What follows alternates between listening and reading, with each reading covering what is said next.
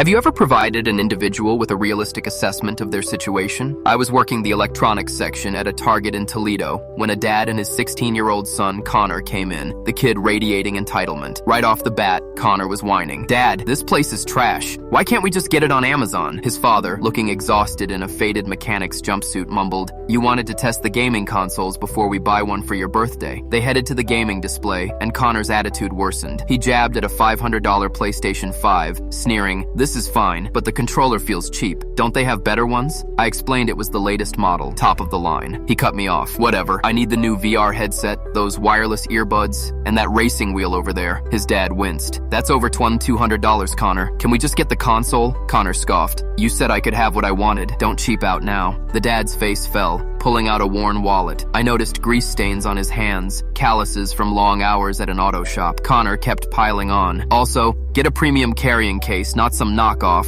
and the extended warranty, because I'm not dealing with glitches." While ringing them up, the dad's debit card got declined. Connor exploded. "This is so embarrassing. Why didn't you check your account? Everyone's staring." The dad, red-faced, fumbled with his phone, muttering about calling the bank. Customers glanced over, not judging the dad, but clearly annoyed at Connor's tantrum. I'd had enough. This guy was killing himself to provide, and his kid was treating him like an ATM. I looked at Connor. "Let me break this down for you." Turning to the dad, I asked, "Sir, what do you do at the shop?" He blinked, surprised. "I'm a mechanic." "How'd you know?" "The jumpsuit," I said. "How many hours you working this week?" 55, he sighed. "Took extra jobs for his birthday." I turned back to Connor. "So, while you're probably gaming or whining about slow internet, your dad's under cars, busting his hands to buy you this stuff. He's working overtime so you can have a console most kids dream of." Connor's face flushed. "That's his job, not my problem." I didn't back down. "He chose a job fixing things, not sitting in an office making bank. He's breaking his back for you. Maybe say thanks instead of acting like you're owed the world." The dad's card finally cleared, but only for the console. Connor opened his mouth to argue, but I cut in. "Here's the deal. You get the PlayStation. No VR, no fancy case, no extras. Want them? Get a job."